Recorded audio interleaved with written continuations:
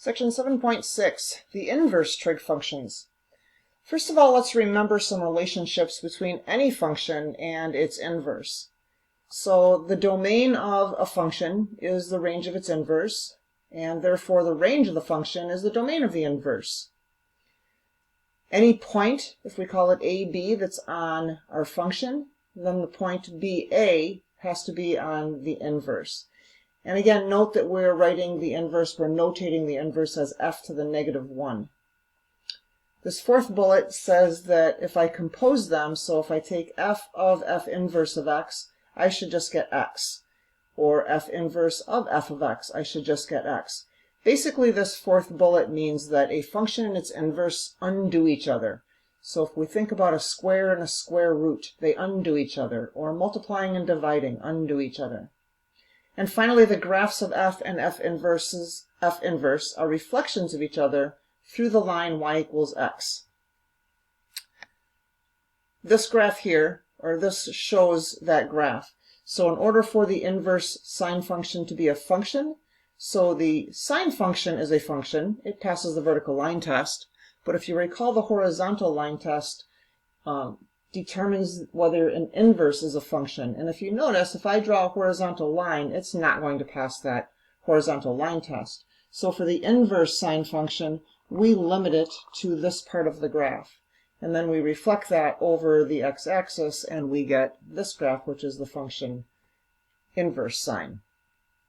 So the inverse sine, we also can write it as the arcsine of x, and it's defined by y equals the inverse sine of x, if and only if x equals the sine of y. X needs to be between negative 1 and 1, and y needs to be between negative pi over 2 and positive pi over 2. So our first examples. Find the exact value. The sine of the inverse sine of 1/2.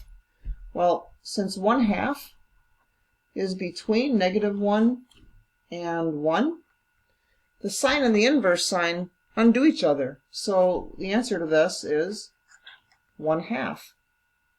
Similarly, the inverse sine of the sine of pi over 4, well again, since pi over 4 is between negative pi over 2 and pi over 2,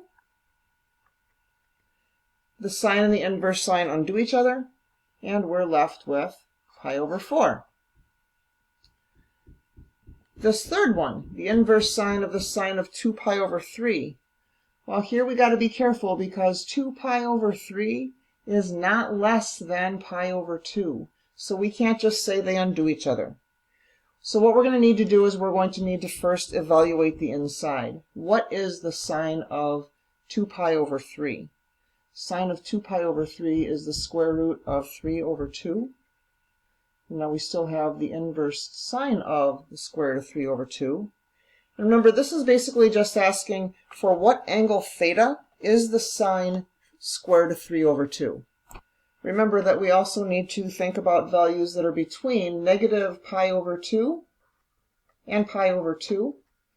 And when we think about that, we can say, oh, yeah, that occurs at pi over 3.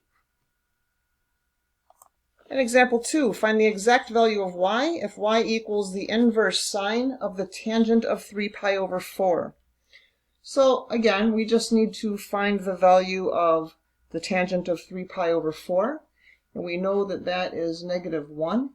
So we're trying to find the inverse sine of negative 1. Again, that's just asking for what value or for what angle theta is the sine of theta negative 1. And in this case, we can see that our theta is going to be 3 pi over 2. But remember, we have to look between negative pi over 2 and positive pi over 2 is where this value needs to land. And 3 pi over 4 is not in there. But if we look at this, 3 pi over 2 is right there, right? We go in the positive direction, which is the same thing as negative pi over 2. So our answer isn't 3 pi over 2, but our answer would be negative pi over 2. Similarly, we have the inverse cosine function. We can write it as cosine to the negative 1 or arc cosine. And you'll notice that though my x is still limited by negative 1 to 1, my y now is limited by 0 to pi. And that's because from 0 to pi is where I can draw the cosine graph before it starts to fail the horizontal line test, and the inverse would not be a function. So again, let's come down and look at some of these examples. And again, because negative 5, sorry, it's not negative 5, negative 0.5 is between negative 1 and positive 1, we can just say that the cosine and the inverse cosine undo each other, and so my answer is negative 0.5. Similarly, for my y, pi is less than or equal to pi, so I can say that the inverse cosine and the cosine undo each other, and my answer is simply pi. This one, sine and cosine don't undo each other, so I need to first of all evaluate that function. And the sine of negative pi over 6 is negative 1/2. So now I am looking at the inverse cosine of negative 1/2. And again, this is asking me for what angle of theta does the cosine of theta equal negative 1/2. And hopefully at this point, your unit circle is starting to become part of your repertoire, and you'll recognize that this is 2 pi over 3. And example number 4, find the exact value of the sine of the arc cosine of negative 2/3. So again, the sine and the arc cosine don't undo each other. I need to look and say, hey, what angle does the cosine equal negative 2/3? And hopefully again you recognize or know your unit circle well enough to realize that this is not a special angle. So we are going to have to actually draw a triangle to figure out this problem. So we can let y equals the arc cosine of negative 2/3, which means if I take the cosine of both sides, this means that the cosine of y equals negative 2/3. So I can draw my triangle. Cosine is negative 2/3. I'm dealing with the arc cosine. I have to be in the first or second quadrant. So if I draw my triangle here, this is my y. I have the adjacent over the hypotenuse. By doing the Pythagorean theorem, you should find that the opposite side is square root of 5. So now I can look at this and I can say, okay, I need to find the sine of the arc cosine of negative 2/3. And I've let the arc cosine of negative 2/3 be y, so I'm actually finding the sine of y. Well, I've drawn my picture over here, so what is the sine of y?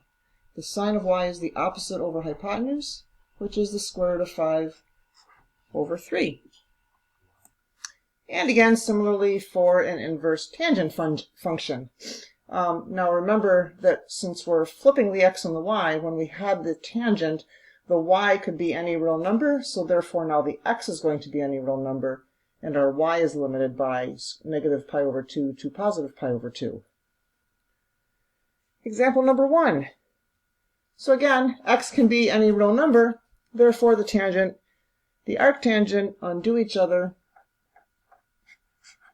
so that's just 1,000.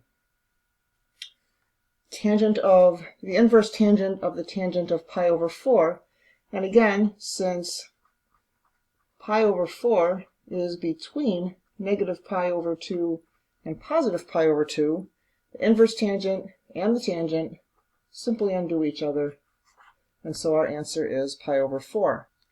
And finally in this problem, again the tangent of pi is what we need to look at, but pi is not less than pi over 2, so we need to evaluate the inside first. So what is the tangent of pi? Tangent of pi is sine over cosine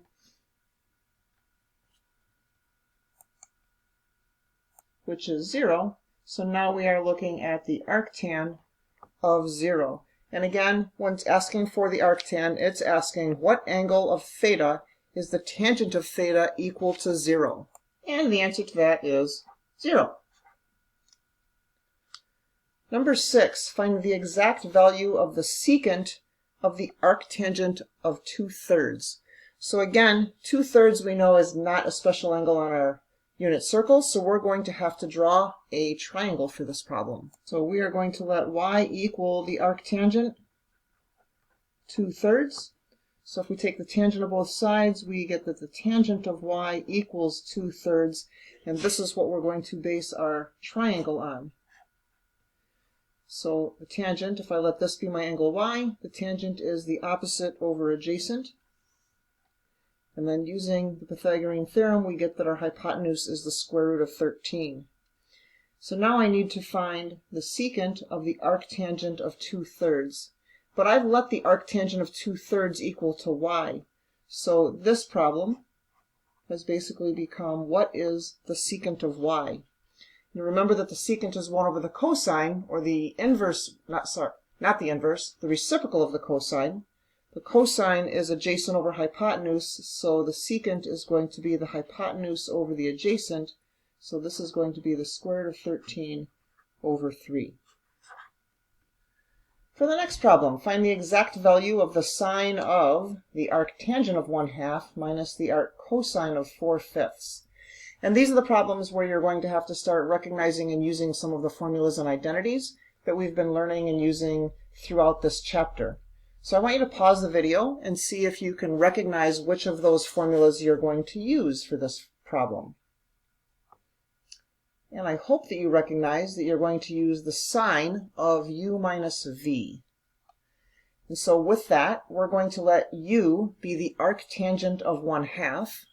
If I then take the tangent of both sides, I get that the tangent of u equals 1/2. And so I can draw my triangle from that. And I label that my u triangle, and the tangent is the opposite over adjacent. And so then using the Pythagorean theorem, I found that my hypotenuse was the square root of 5. Similarly, I'm going to let v be equal to the arccosine of 4/5, which means if I take the cosine of both sides, I get that the cosine is equal to 4/5. And again, I can draw my triangle. Cosine is adjacent over hypotenuse. And so then either using the Pythagorean theorem or recognizing a 3, 4, 5 triangle, then I have my second triangle. Now again, I'd like you to pause the video and go back and write out what should the sine of u minus v be. So when I write that out, I get that the sine of u cosine v minus the cosine u times the sine of v. Then again, I'm going to just use those triangles. So I'd like you again to pause the video and using your u and your v triangles, write down what those relationships should be.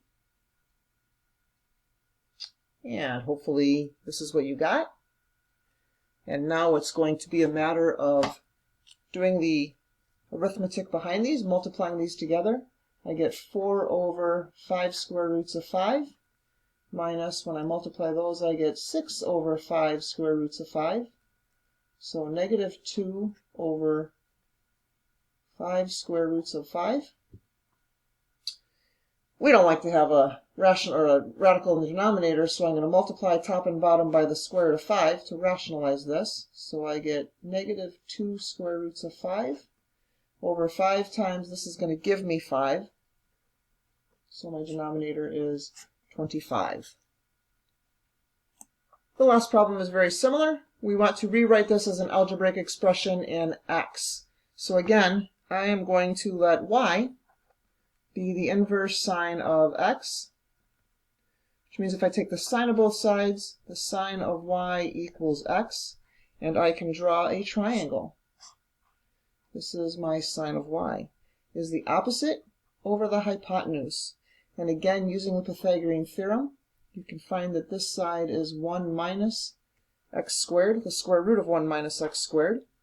So now to find the cosine of sine to the negative 1, inverse sine. Inverse sine I've let be y, so this is actually trying to find the cosine of y. I just need to look at my triangle. My y is adjacent over hypotenuse. My hypotenuse is 1, so this is simply the square root of 1 minus x squared.